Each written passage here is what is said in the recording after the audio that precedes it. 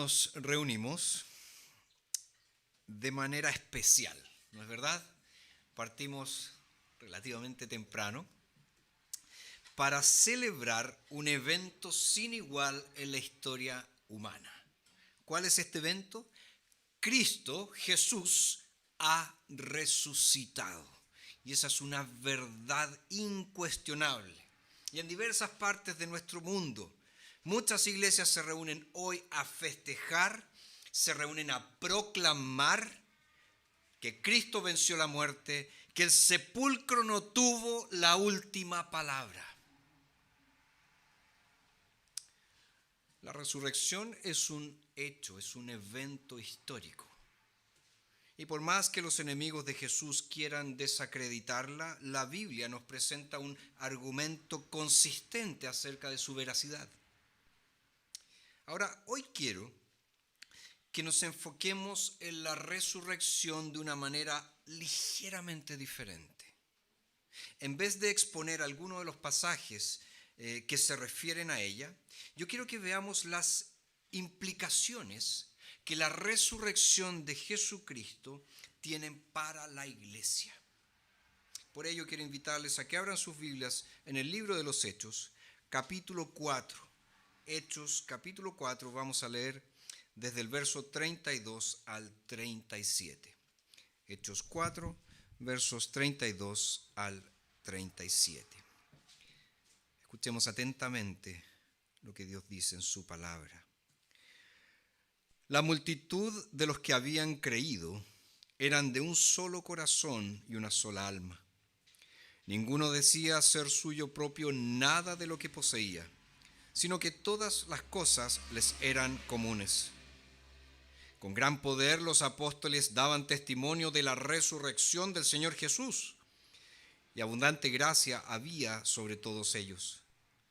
No había, pues, ningún necesitado entre ellos, porque todos los que eran propietarios de terrenos o casas los vendían, traían el precio de lo vendido y lo ponían a los pies de los apóstoles, y era repartido a cada uno según tenía necesidad.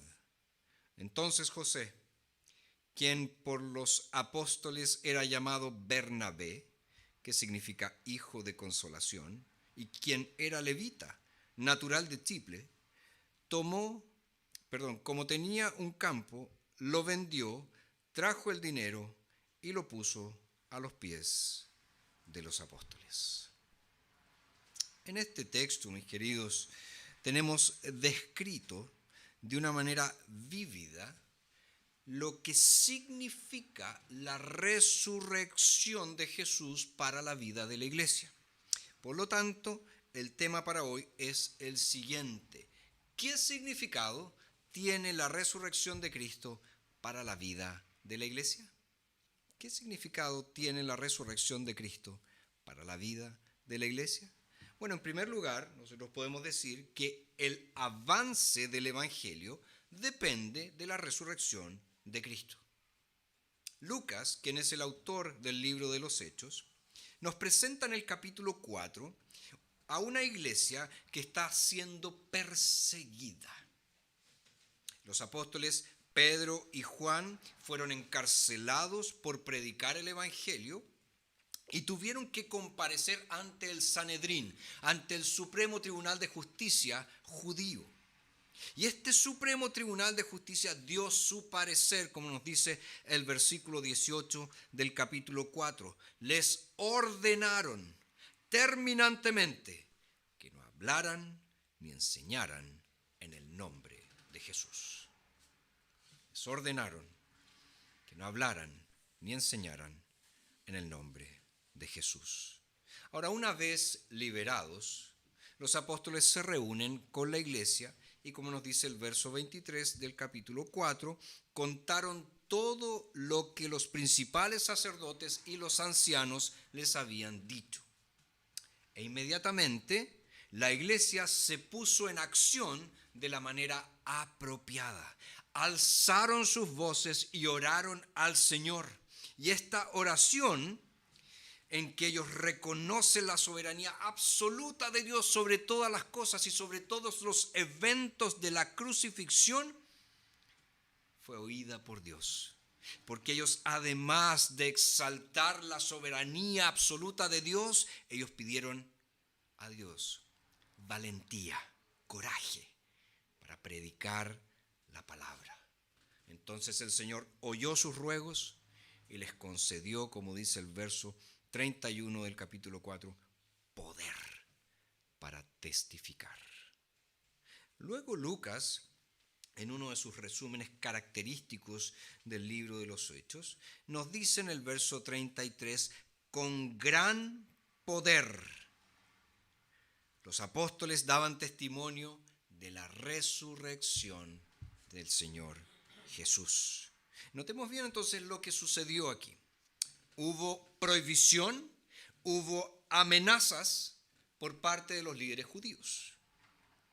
Ellos terminantemente les ordenaron que no predicaran en el nombre de Jesús. ¿Qué hizo la iglesia? Con gran poder los apóstoles daban testimonio de la resurrección del Señor Jesús. Es decir, la iglesia frente a la amenaza, frente a la prohibición, predicó de que Cristo ha resucitado. Ahora, ¿por qué Lucas enfatiza el testimonio centrado en la resurrección? ¿Por qué no enfatiza el testimonio centrado en la cruz? Bueno, podríamos decir porque los judíos que habían matado a Jesús pensaron que habían acabado con él. Entonces ellos necesitaban saber que Jesús no había sido derrotado, que la muerte no había sido el final, sino que él se había levantado de los muertos. Pero hay otra razón, que es aún más importante. Cristo murió por nuestros pecados, pero Cristo resucitó para nuestra justificación. La cruz y la tumba vacía siempre deben acompañar la predicación, la presentación del Evangelio, porque la cruz, a la luz de la resurrección, es lo que nos permite decir de que Dios quedó satisfecho con el sacrificio perfecto de Cristo en la cruz. Ya no hay nada más que hacer, ya no hay otra exigencia sino fe en el Mesías, fe en el Redentor, fe en el Cordero de Dios que quita el pecado del mundo. Los apóstoles entonces se entregaron a la tarea de dar testimonio verbal de la resurrección y de lo que ella significa para la salvación de los pecadores. Y esta era su tarea oficial. Fueron llamados por Cristo para hacer ¿qué cosa? Testigos de la resurrección. ¿Se acuerdan cómo comienza el libro de los Hechos? Jesús, antes de ascender, le dice a los apóstoles: ustedes me serán testigos en Judea, en Samaria y hasta lo último de la tierra. Es sobre ese testimonio, es sobre el testimonio de la resurrección que Dios reunió a los primeros creyentes, y es sobre ese mismo testimonio que Dios reuniría a los nuevos creyentes y los sigue reuniendo hasta el día de hoy. Entonces fíjense que el avance del Evangelio, el progreso del Evangelio se fundamenta en el testimonio de la muerte de Jesús y de su resurrección. Por eso, al igual que ellos, nosotros necesitamos proclamar constantemente que Cristo ha resucitado, que Él no quedó clavado en la cruz, que Él no está en la tumba, Él resucitó, Él se levantó de los muertos. La resurrección es la obra suprema de Dios en el cumplimiento de nuestra redención. Da testimonio de la plena eficacia de la obra de Cristo en la eliminación de la barrera que nos separaba de Dios al satisfacer todos los reclamos, todas las exigencias de la santidad de Dios y de la justicia de Dios. Y la resurrección también muestra que el Salvador glorificado vive y reina como cabeza de su iglesia, protegiéndola y bendiciéndola por la eternidad. Entonces hoy es domingo. La iglesia comenzó a reunirse el primer día de la semana, no el último, no el sábado. ¿Por qué? Porque era el día de la resurrección, el inicio de una nueva era. Por lo tanto, saca de tu cabeza eso que el mundo te ha puesto, que el domingo es un día para mí, para no hacer nada. Es un feriado. El domingo es un día para celebrar la resurrección del Señor Jesucristo. No solo hoy, todos los domingos, hasta que Él venga nuevamente. Entonces vemos en primer lugar qué significado tiene la cruz de Cristo para la iglesia. Bueno, el avance del Evangelio depende de la resurrección de Cristo. Número 2, el consuelo del cristiano depende también de la resurrección de Cristo. Los primeros cristianos, al abrazar la fe en el Salvador, sufrieron tremendamente. Desde el instante en que ellos confesaban que Jesucristo era el Señor y el Salvador de sus vidas, eran expulsados de la comunidad judía. Y esto significaba que eran privados de todas sus relaciones sociales, de su familia, de sus trabajos, etc. Y esto entonces los dejó a muchos de ellos en una situación precaria. Quedaron completamente abandonados. Y es en ese contexto en que la realidad preciosa de la resurrección interviene. ¿Por qué? Porque crea un nuevo estilo de vida.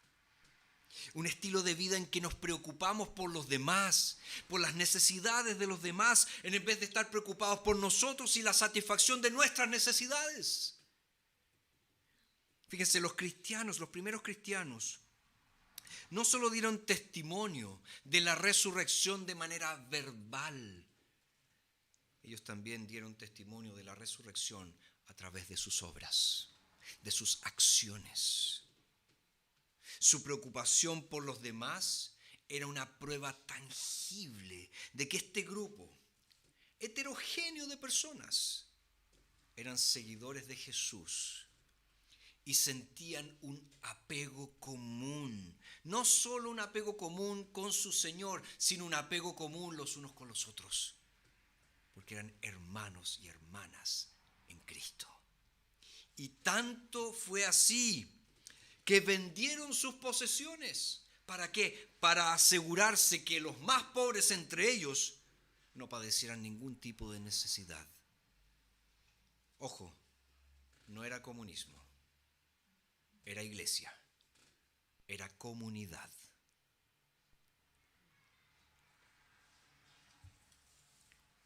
La mayoría de las personas no son muy generosas, ¿no es verdad? Y aquellos que parecen ser muy filántropos, en realidad no lo hacen muchos de ellos de corazón. Es una forma de sentirse bien con ellos mismos. Entonces, si no tenemos una relación salvadora con Cristo, difícilmente seremos verdaderamente generosos. Y todo el mundo suele vivir para sí mismos. Solo con el cristianismo llegó algo nuevo al mundo, algo verdaderamente generoso. Y esto se debe a que los cristianos son personas que han llegado a conocer a Dios, y Dios es un Dios de misericordia. Los cristianos sabemos que Dios, Él no estaba obligado a darnos absolutamente nada. Él no tenía que hacer nada por nosotros. Él nos podría haber dado la espalda y simplemente nos podría haber arrojado al infierno. Y Él habría sido justo si hubiera hecho eso. Pero ¿qué hizo Dios? Él envió a Jesucristo, su regalo más grande, a morir por nosotros, para que nosotros pudiéramos ser salvos. Y nadie que haya llegado a saber que Dios es así de misericordioso puede volver a ser como era antes de conocer a Cristo. Si alguien dice que cree en el Evangelio, pero vive exactamente igual como antes, esa persona no es convertida. Esa persona no conoce a Jesús. Esa persona no conoce a Dios. Porque cuando te das cuenta de lo que Dios ha hecho por ti, cambias. Y estos primeros cristianos que leemos acá se dieron cuenta de que Dios había sido tan generoso con ellos, de entregar a su hijo más precioso, a su único hijo, que ellos también querían ser generosos entonces. Cuando experimentamos el poder de la resurrección, es decir, cuando experimentamos la nueva vida en Cristo, podemos ser instrumentos de consolación en la vida de los demás, supliendo sus necesidades, en vez de estar enfocados en nosotros y en nuestras necesidades. Y Lucas acá nos deja el ejemplo de José o Bernabé, apodado Bernabé por los apóstoles, por, como dice Lucas aquí, por ser un hijo de consolación. Un hijo de consolación.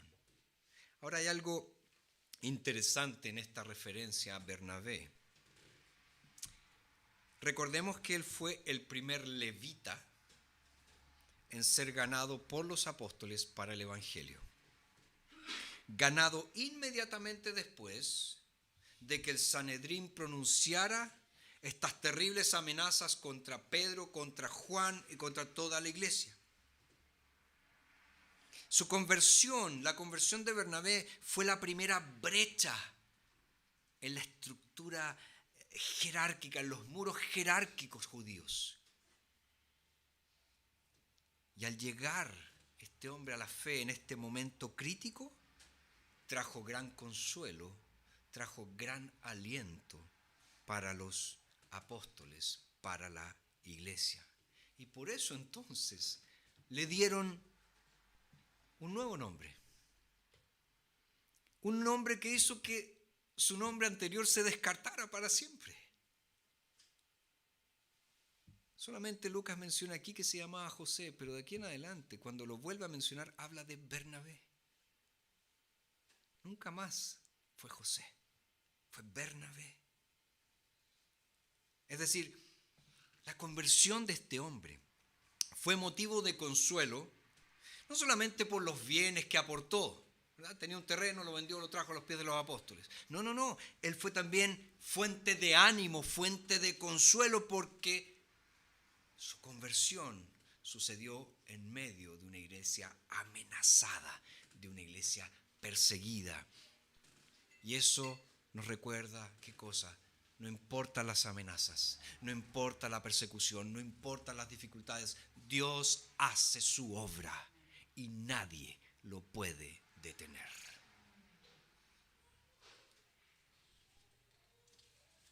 ¿Qué significa o qué significado tiene la resurrección de Cristo para la vida de la iglesia? Hemos visto que el avance del Evangelio depende de la resurrección, el consuelo del cristiano depende de la resurrección. Tercer lugar, la unidad de la iglesia depende de la verdad de la resurrección de Cristo.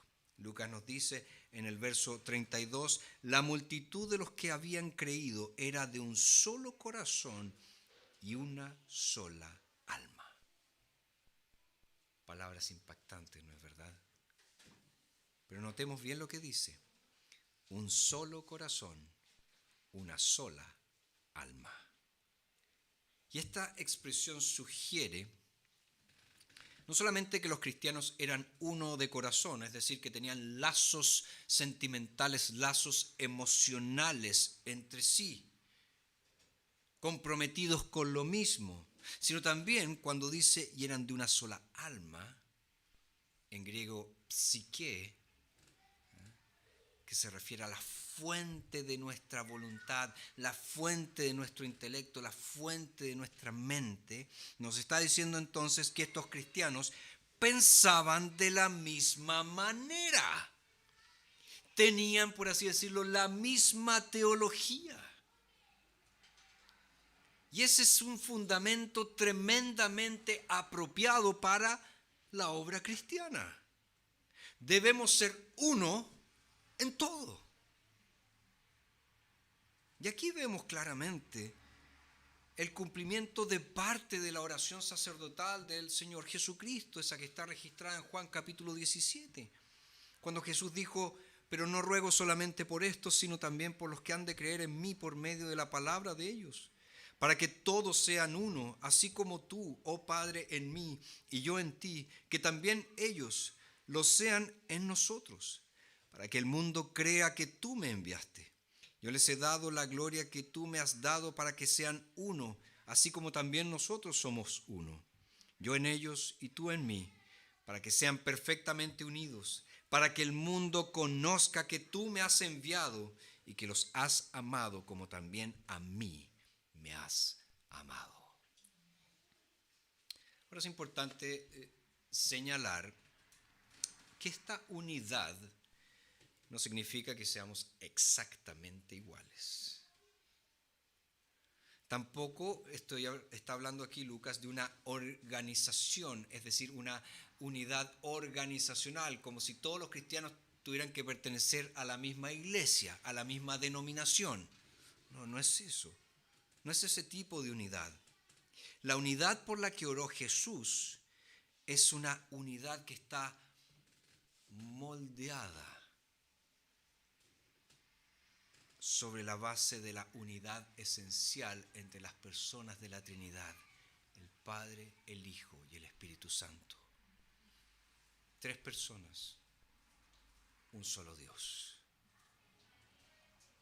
Es decir, es una unidad de mente, es una unidad de voluntad, es una unidad de amor, es una unidad de propósito. Y esa es la unidad que la iglesia debería experimentar y que parece que en sus primeros días la había conseguido, la estaba experimentando. Pero nosotros sabemos que hay cosas que nos dividen. Por ejemplo, tenemos diferentes puntos de vista sobre temas secundarios. Y siempre los vamos a tener. Tenemos diferentes ministerios, tenemos diferentes dones y talentos. Trabajamos de manera diferente. Ahora, obviamente no hay nada de malo con esas diferencias. De hecho, Dios nos hizo diferentes. Sería súper fome que fuéramos todos iguales. Pero subyacente a esas diferencias, como base para una obra cristiana eficaz, debe estar esta unidad básica que todos los cristianos compartimos. Y es la resurrección de Cristo la que nos proporciona esa unidad básica, esa unidad fundamental. ¿Por qué? Porque la resurrección de Cristo es nuestra resurrección a una nueva vida, donde nosotros buscamos ¿qué cosa? Las cosas de arriba, no las de la tierra. Es una unidad de vida en Cristo porque nuestra vida está escondida con Cristo en Dios. Y es una unidad también de esperanza, porque juntos aguardamos la gloriosa manifestación del Señor Jesucristo.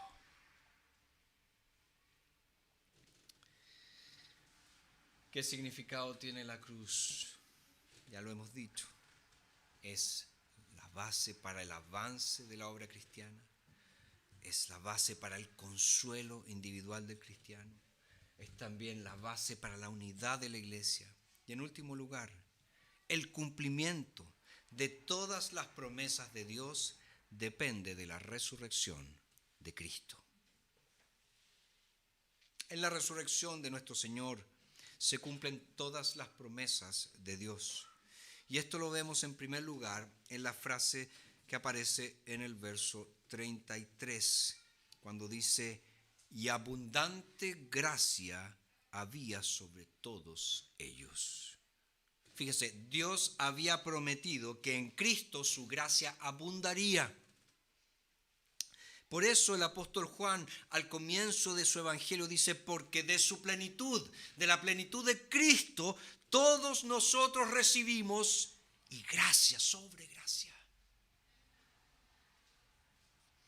¿Y qué nos está diciendo allí entonces la Escritura? Jesús, Él tiene la plenitud de todas las bendiciones espirituales que necesitamos. Nunca hay una circunstancia, nunca hay una situación que esté más allá de Jesús, de su capacidad para proveer. Por ejemplo, cuando se acabó el vino en las bodas de Caná, Jesús tuvo la plenitud de proveer abundancia de vino, y vino de una excelente calidad.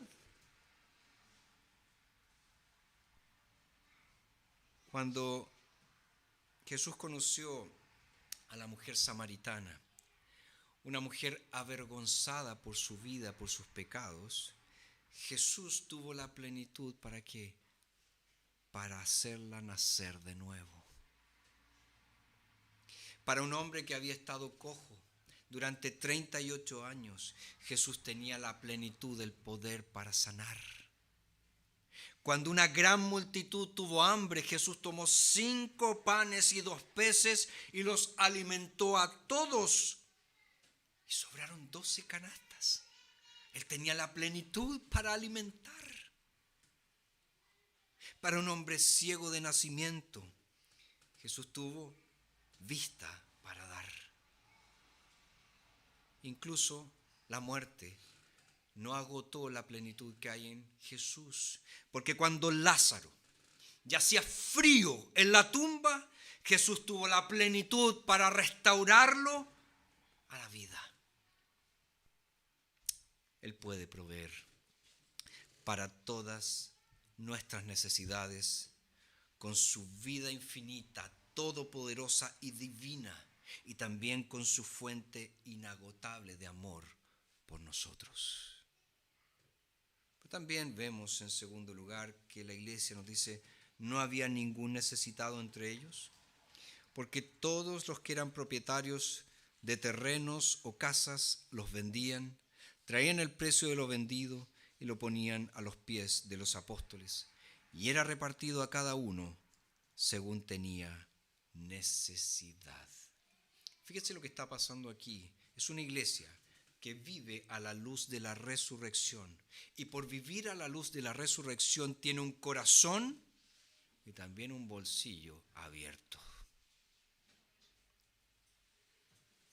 Nosotros sabemos que el amor no es lo que nosotros decimos, ¿no es verdad?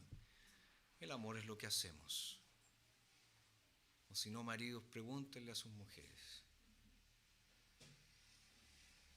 no me digas tanto que me amas, demuéstramelo. Demuéstramelo. Quiero que me lo demuestres. Y aquí también la comunión pasa por compartir. Y aquí vemos que la realidad de la resurrección llevó a la iglesia ¿a qué cosa? A la solidaridad.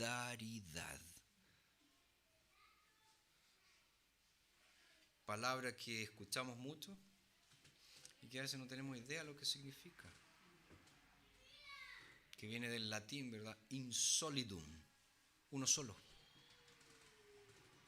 Yo tengo solidaridad, me transformo en uno solo con el otro y estoy allí para el otro. Ahora bien, insisto, la venta de las propiedades acá era completamente espontánea. no era obligatoria. Los que han tratado de ver comunismo en la iglesia primitiva o no entienden lo que leen o no entienden el comunismo. Porque aquí había propiedad privada y los privados vendían sus propiedades. No eran obligados, nadie les arrancaba su propiedad. Lo hacían ¿por qué? Porque la realidad de la resurrección los llevaba a ser generosos, los llevaba a ser solidarios, los llevaba a pensar en los demás. Los hermanos vendían aquello que les pertenecía. Ahora fíjense que sobre esto, el reformador Juan Calvino ya en el siglo XVI escribió lo siguiente: tendríamos que tener corazones más duros que el acero para no conmovernos al leer esta narración. En aquellos días los creyentes daban abundantemente de lo que era suyo. Hoy no nos contentamos con guardar egoístamente lo nuestro, sino que insensibles queremos robar a los demás. Ellos vendían sus propios bienes en aquellos días. Hoy es el deseo de poseer lo que reina supremo. En ese tiempo el amor hizo que la propiedad de cada hombre se convirtiera en propiedad común de todos los necesitados. Hoy la inhumanidad de muchos es tan grande que de mala gana permiten que los pobres vivan en esta tierra y disfruten del agua, del aire y del cielo junto con ellos. Siglo XVI. ¿Te parece muy actual? El ser humano no cambia. Los tiempos cambian. La tecnología avanza. El ser humano sigue siendo el mismo. Y es por eso que el Evangelio es tan actual. No es para tiempos pasados, como dicen muchos. Esto de la religión es para tiempos pasados, pero en una época menos desarrollada. No, olvídate. Es muy actual. Es muy actual. Y Dios entonces, que prometió que cuidaría de nosotros, Él suplió todas las necesidades de su pueblo. ¿De qué manera? Moviendo a otros cristianos a ser generosos, a compartir. Y su llamado para nosotros como iglesia hoy es que sigamos llevando a cabo esto. Preocupémonos por nuestros hermanos que están en necesidad, por aquellos que están sufriendo, que están afligidos. Es lo que el Señor quiere. ¿Cuándo fue la última vez que la resurrección de Cristo te llevó a pensar acerca de la forma en que usas tus bienes?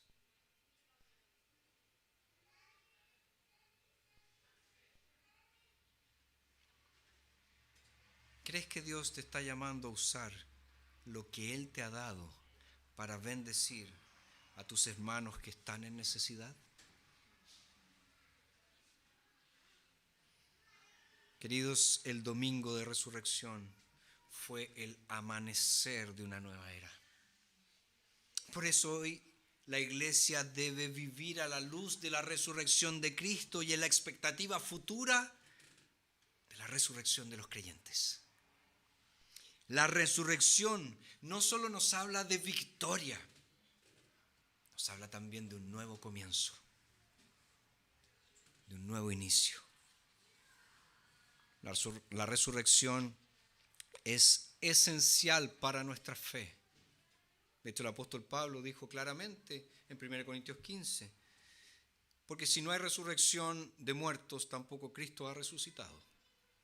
Y si Cristo no ha resucitado, vana es nuestra predicación, vana también es la fe de ustedes.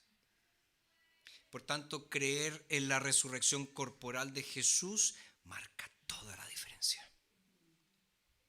Los que creen en Jesús, en su muerte en la cruz, en su resurrección, serán vivificados.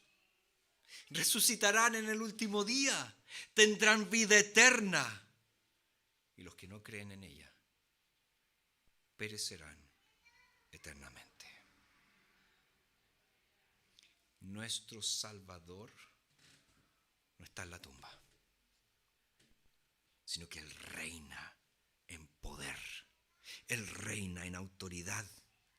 Entonces vayamos por todo el mundo anunciando la resurrección de Jesús y lo que ella significa para todos aquellos que creen en Él. Padre,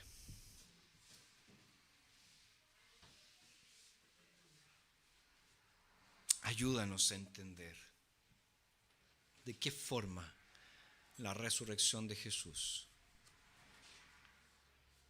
ha cambiado todo. Y ayúdanos a entender también lo que ella significa para todos aquellos que creemos en Jesús como el Señor y Salvador de nuestras vidas. Permítenos vivir a la luz de la resurrección. Y particularmente ahora que vamos a celebrar la cena del Señor. Permítenos, Padre, que lo hagamos anunciando la muerte de Jesús, pero proclamando su resurrección. Y que lo hagamos siempre, hasta el día en que Él vuelva nuevamente. En su nombre precioso oramos.